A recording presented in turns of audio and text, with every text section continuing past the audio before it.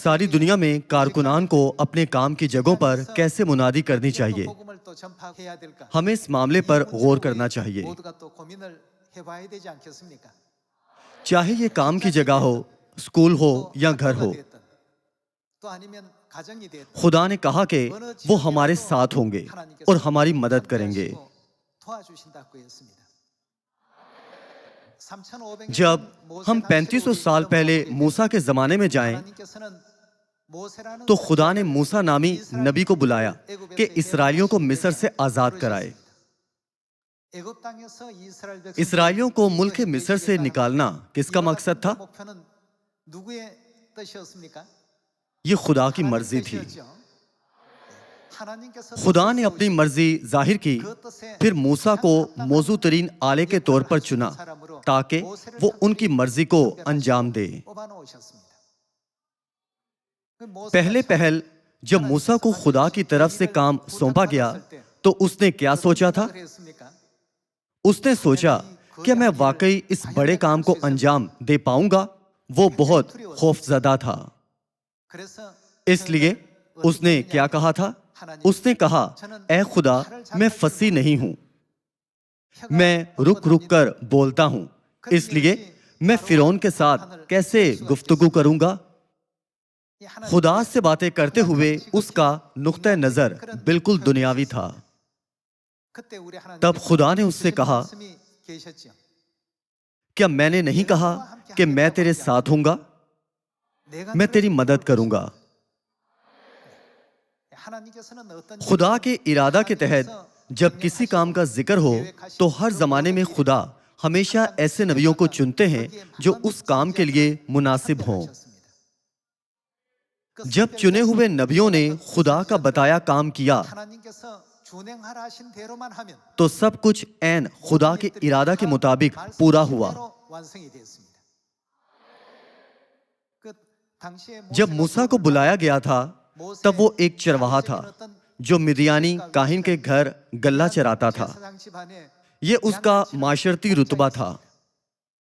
ये मुकाबला एक चरवाहे और सारी दुनिया पर हुकूमत करने वाली ताकतवर तरीन कौम के बादशाह के दरमियान था। जब चरवाहे ने बादशाह से कहा, सब इस्राएलियों को आजाद कर जो तेरी सल्तनत में गुलाम हैं, क्या कोई तवक्को कर सकता है कि बादशाह उसकी दरखास्त को कबूल करे? यह करीबन नामुमकिन था। यह ऐसा काम था जो हरगिज नहीं हो सकता था। ताहम खुदा ने सब मंसूबे बनाए थे। खुदा ने कहा, मैं अपने लोगों को यानी इस्राएलियों को आजाद कराने को हूं कि मिस्र से निकालूं, और तू इसी काम के लिए बुलाया गया है। मैं तेरी मदद करूंगा, इसलिए जा और उसे वो तमाम बातें बता जो मैं तुझे बताने को हूं। मूसा सिर्फ उस काम में शरीक हुआ था जिसका खुदा ने इरादा किया था, और उसने उस काम को पुरफजल तौर पर अंजाम दिया था। ऐसा हरगिज नहीं था कि मूसा की लाठी में कोई माफूकुल फितरत कुव्वत थी। ये महज एक आम सी लकड़ी की लाठी थी। ताहम खुदा ने मूसा को मुख्तलिफ अक़साम की कुव्वतें और अजाइब उसकी लाठी से दिखाने को कहा था। सब मिस्री नौकर और जादूगर मूसा के उन कामों से निहायत खौफजदा थे जो वो दिखा रहा था। मूसा के वसीला वो समझने लगे कि खुदा वाकई काम कर रहे हैं। क्या वो नहीं समझे थे? खुदा ने फसा की कुव्वत से सब इस्राएलियों को मिस्र की 400 सालों तक जारी रहने वाली गुलामी से रहाई दिलाई थी, और दूध और शहद बहने वाले मुल्क कनान को ले जाने में उनकी मदद की थी। आप सब जब किताब मुकद्दस के इंदराजात का जिक्र आता है, तो हमें सिर्फ ये नहीं सोचना चाहिए कि ये किताब मुकद्दस में दर्ज तारीख है। इसके बजाय हमें सोचना चाहिए कि इन बातों को दर्ज करने वाले खुदा इस जमाना के लिए कोई मंसूबाबंदी कर रहे हैं। हर जमाना में जब भी खुदा ने किसी बात का इरादा किया, तो खुदा उन्हें बुलाते हैं जिनकी इस मंसूबा के लिए सबसे ज्यादा जरूरत होती है। जब इस्राएली मिदियानियों के गुलाम थे, तब क्या खुदा ने उन्हें बचाने के लिए जिदाउन को नहीं चुना था? खुदा ने इसराइलियों को मिद्यानियों से आजाद कराने का मंसूबा बनाया और जिदाउन को बुलाया। जब खुदा ने जिदाउन को बुलाया तब जिदाउन ने क्या कहा था? ऐ खुदावन, मैं कैसे ये बड़ा काम अंजाम दे सकता हूं? मैं इसराइल के 12 कबीलों में सबसे गरीब खानदान से हूं। मैं इसराइलियों को मिद्यानियों के हाथ से कैसे बचा सकता हूं? तब खुदा ने क्या कहा था? खुदा ने कहा, मैं तेरी मदद करूंगा। खुदा ने मूसा से भी यही कहा था कि मैं तेरी मदद करूंगा। जो मूसा ने किया था वो बड़ा काम था, जो इंसानी सोचों से नामुमकिन था और जिसे हम तस्वुर करने की भी जुर्रत नहीं कर सकते। तब जिदाउन को कहा गया कि जा और इसराइलियों को मिद्यानियों के जुल्म से छुड़ा। तो जिदाउन की नजर और सोच में मिद्यानी बड़ी कुव्वत के साथ ताकतवर सल्तनत लगते थे।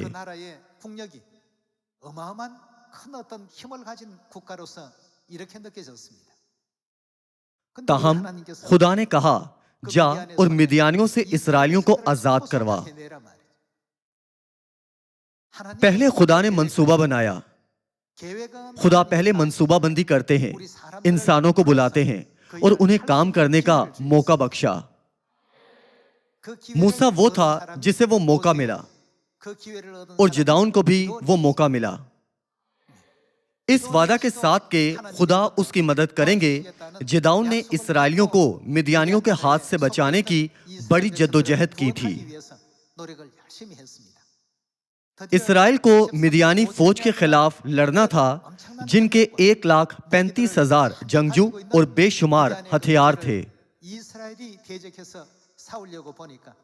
जब इसराइली लड़ने के लिए जमा हुए तो वो 32,000 लोग थे।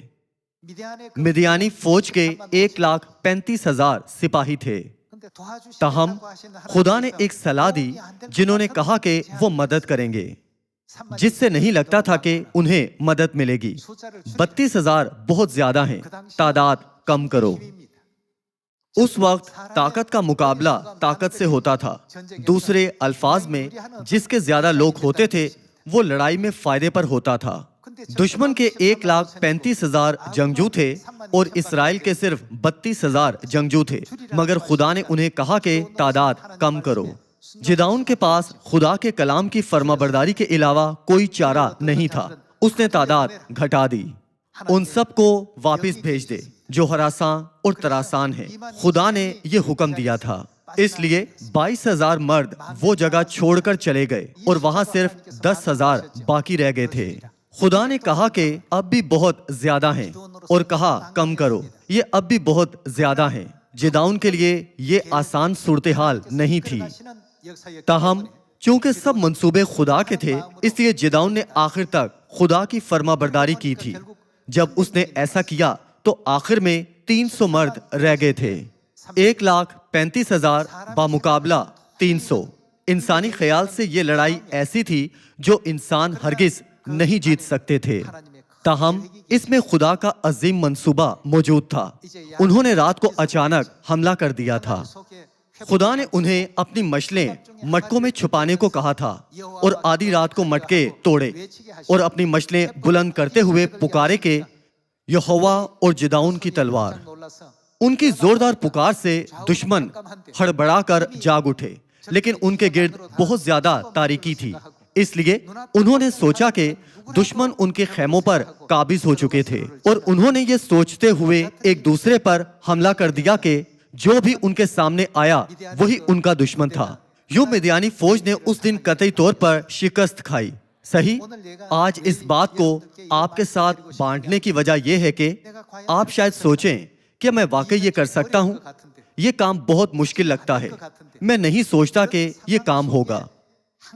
मूसा हमेशा से इस किस्म की सूरत हाल में था और वैसे ही जिदाउन भी था।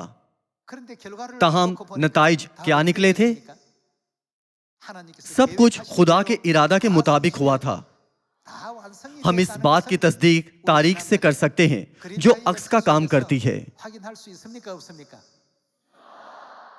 रोमियो बाब 15 आयत 4 में यह कहा गया है कि हर बात जो पहले लिखी गई वो हमारी तालीम के लिए लिखी गई थी। सही? हमें इससे कौन सा सबक सीखना है?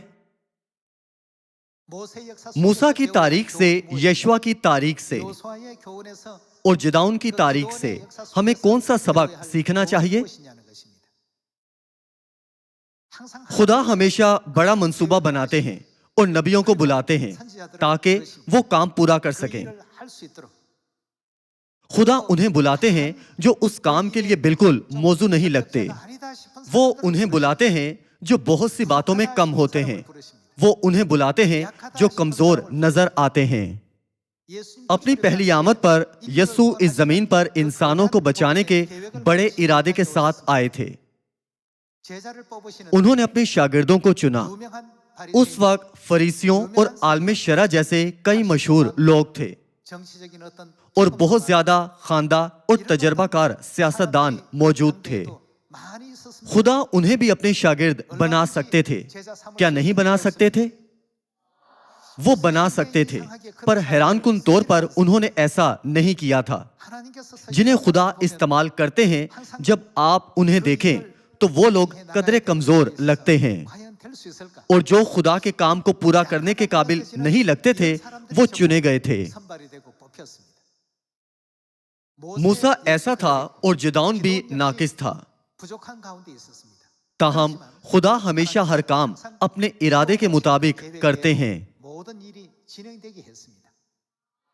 हत्ता कि अगर मूसा वहां ना जाता और कोई और उसकी जगह जाता तो खुदा के मंसूबे का क्या होता? ये फिर भी पूरा हो जाता। अगर जिदाउन के अलावा कोई और खुदा के मंसूबे के लिए बुलाया गया होता तो वो शख्स वाकई मुबारक शख्स होता। जो कोई भी चुना जाता, खुदा का मंसूबा पूरा होता है। क्यों? क्योंकि ये खुदा का मंसूबा होता है। 2016 में हमारी आसमानी माँ ने आसमानी मर्जी का ऐलान किया कि सब लोगों को मुनादी करो, और दुनिया में हमारी सब कलीसियाओं ने सब लोगों को मुनादी करने का अज़्म किया था। जैसा कि हमने माँ के कलाम को पूरा किया था, खुशखबरी के तमाम 7000 इलाकों में सयून कायम हुए और चलाए जा रहे हैं। आहिस्ता आहिस्ता अब तारीकी छट रही है और सच्चाई की रोशनी ज्यादा से ज्यादा चमक रही है।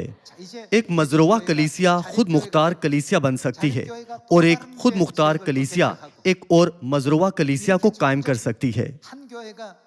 अगर एक कलीसिया सिर्फ एक और मजरूवा इलाका कायम कर ले तो मुझे यकीन है कि अनकरीब मुस्तकबिल में सारी दुनिया में मुनादी हो जाएगी।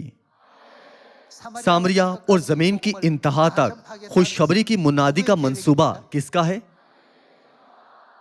ये ना तो आपका मंसूबा है और ना ही मेरा। जिसने पहले ये मंसूबा बनाया था और हमारे स्पुर्द ये काम किया था वो खुदा हैं। हम सिर्फ वो लोग हैं जिन्होंने जिदाउन और मूसा की तरह ये काम करना कबूल किया है। हमने ये मंसूबा नहीं बनाया था।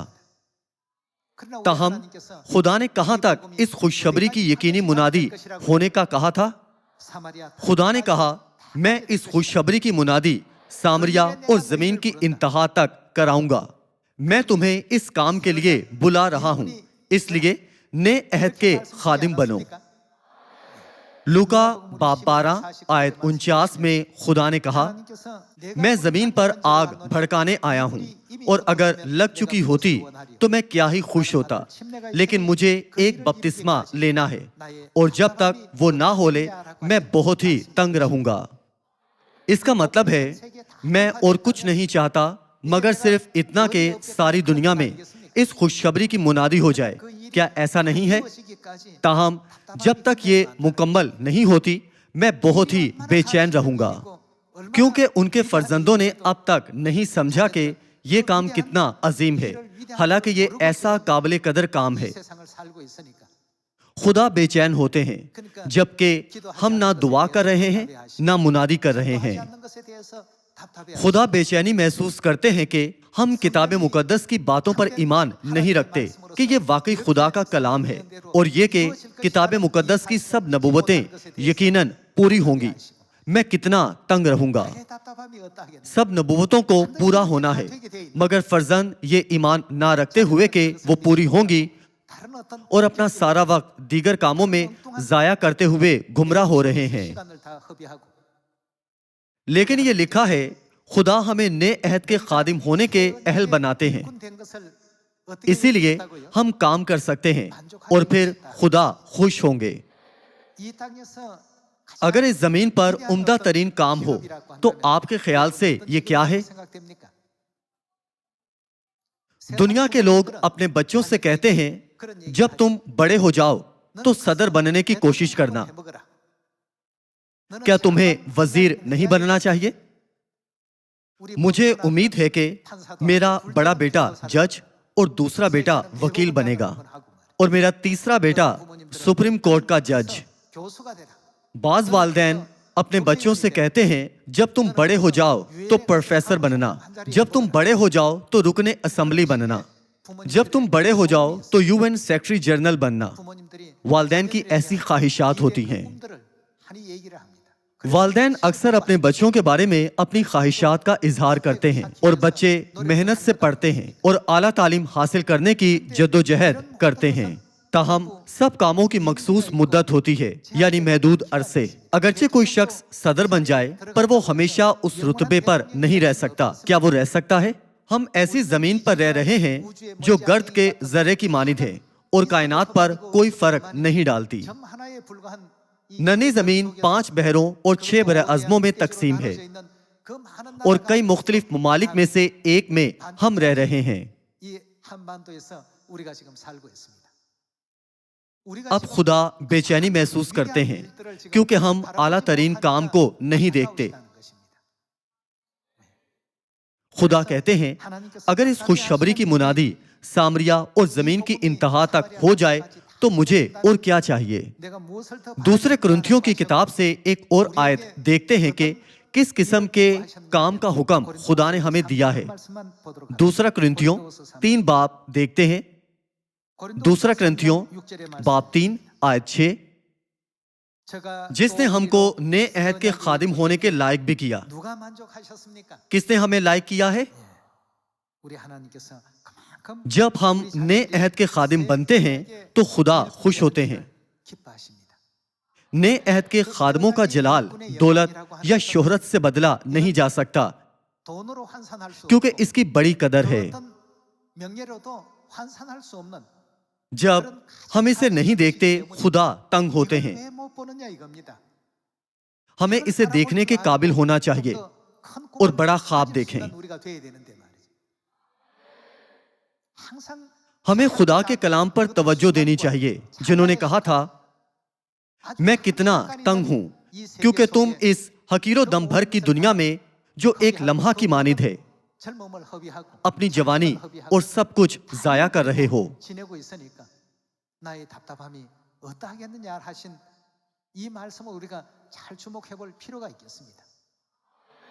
जब हम मुकाशफा बाब 22 पर एक नजर डालें तो खुदा ने क्या कहा था कि वो हमारे आसमानी घर वापस लौटने पर हमें कौन से रुतबे पर रखेंगे। खुदा ने कहा कि वो हमें आसमान की बादशाही में शाही काहिनों के फिरके का रुतबा देंगे। क्या आप इस बात का यकीन नहीं करते? ये जमीन बहुत छोटी है, चावल के एक दाने से भी छोटी। हत्ता कि अगर कोई खला में तैरते हुए जर्रे की मानिद इस सारी जमीन पर भी हुकूमत करे तो उसके जलाल का मुकाबला शाही काहिनों के फिरके के साथ नहीं किया जा सकता। इसीलिए खुदा खुश होते हैं जब हम नए अहद के खादिम बनते हैं और खुदा यही चाहते हैं। सही। इब्रानियों बाब 9 आयत 15 में हम देख सकते हैं कि नए अहद में खुदा की आसमानी मिरास का वादा मौजूद है।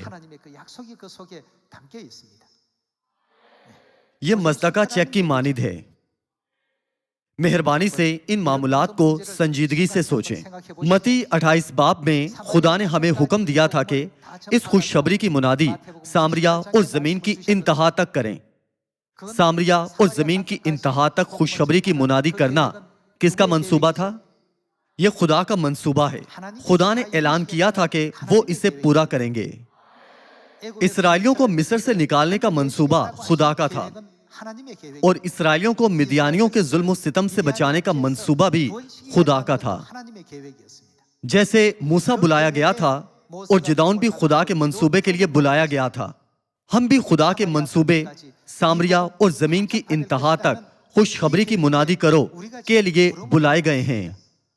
ये कितना पुरमुसरत है। कोई और भी बुलाया जा सकता है, ताहम खुदा ने किसी और की बजाय आपको और मुझे बुलाया है। हम एक बार फिर खुदा को शुक्र और जलाल दें। इस दुनिया में बेहतरीन रुतबा नए अहद के खादमों का रुतबा है। ये वो रुतबा है जिससे खुदा खुश होते हैं, जिसकी खुदा आरजू और ख्वाहिश करते हैं। सब वालिदैन के ऐसे ख्यालात होने चाहिए। जैसे सब वालिदैन चाहते हैं कि उनके बच्चे मुस्तकबिल में अजीम लोग बने, खुदा हमारे आसमानी वालिदैन भी अपने फर्जंदों के मुस्तकबिल के लिए फिक्रमंद होंगे। सही? खुदा चाहते हैं कि उनके फर्जंदों के साथ सब कुछ अच्छा हो। खुदा हमें कौन सी निशिस्त पर चाहते हैं? ये ऐसी निशिस्त है जिसे खुदा के सिवा कोई नहीं समझ सकता। खुदा ने हमें सबसे आला नशिस्त पर बिठाया है और हमें नए अहद का काम करने की बरकत दी है। क्या ये काम यकीनन होगा या नहीं? ये होगा। मूसा ने कहा, अरे नहीं, मैं ये काम नहीं कर सकता। मुझ जैसा शख्स कैसे ये काम कर सकता है? ये मूसा ने नहीं बल्कि खुदा ने किया था। इसराइल के 12 कबीलों में से सबसे गरीब खानदान से कैसे एक शख्स इसराइलियों को मिदियानियों से बचा सकता है?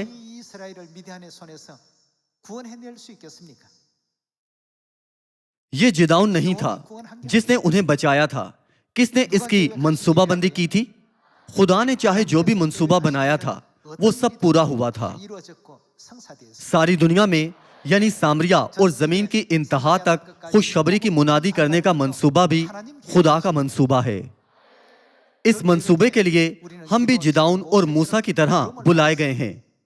हम खुशकिस्मत हैं क्योंकि ये कुछ ऐसा है कि अगर खुदा किसी को भी बुला लें तो ये काम हो जाएगा।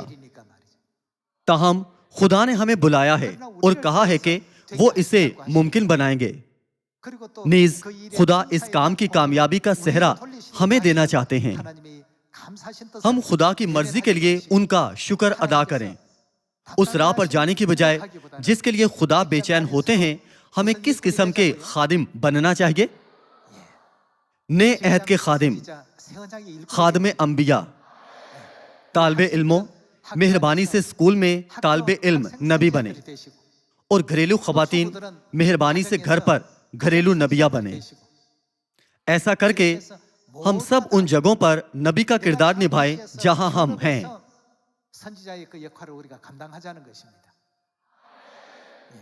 जब आप यूसुफ की तारीख देखें तो पोतीफार के घर में वो दयानतदारी से काम करता था। पोतीफार मिस्री वजीर था। उसने यूसुफ पर भरोसा किया था। उसने सोचा मैं हर चीज उसके सुपुर्द कर सकता हूं। यूसुफ ने इस हद तक दयानतदारी से काम किया था। वो दीगर लोगों की तरह बेदिला नहीं था, बल्कि जो काम उसके सुपुर्द किया गया था वो उसमें दयानतदार था। क्योंकि वो दयानतदारी से काम करता था, इसलिए उसके इर्द गिर्द मौजूद लोग उसे अलग तरह से देखते थे। आखिर में वो मिस्र का हाकिम बना और इसराइलियों के लिए मिस्र में जश्न के इलाका में आना मुमकिन बनाया। जब काल के 7 साल आए और हर कोई काल से मर रहा था, तो इसराइली इफरात से लुत्फ अंदोज हुए और खुदा को जलाल दे पाए। यूं अपनी काम की जगहों पर मेहनत से काम करें। और सफ़े अव्वल में काम करने वाले मेहरबानी से खुशखबरी के काम के लिए अपनी बेहतरीन कोशिश करें। नए अहद के खादिम सिर्फ वो नहीं है जो अपने बैग उठाकर बाहर निकलते हैं, जो अपने काम की जगह पर खुशखबरी की मुनादी करते हैं, वो भी नए अहद के खादिम हैं। और इसी तरह नए अहद के कई खादिम स्कूल में, सियासत में, इल्म अदब में, माशी शोबों में और नशरियाती अदारों में हैं। हर कोई जिंदगी के हर शोबे में खुदा की मर्जी लोगों को पहुंचा रहा है। हमारा मकसद सिर्फ दिन में 3 बार खाना खाना ही नहीं होना चाहिए, बल्कि ये बहुत जबरदस्त काम होगा अगर हम खादमे अंबिया के तौर पर अपना किरदार ना भूलें।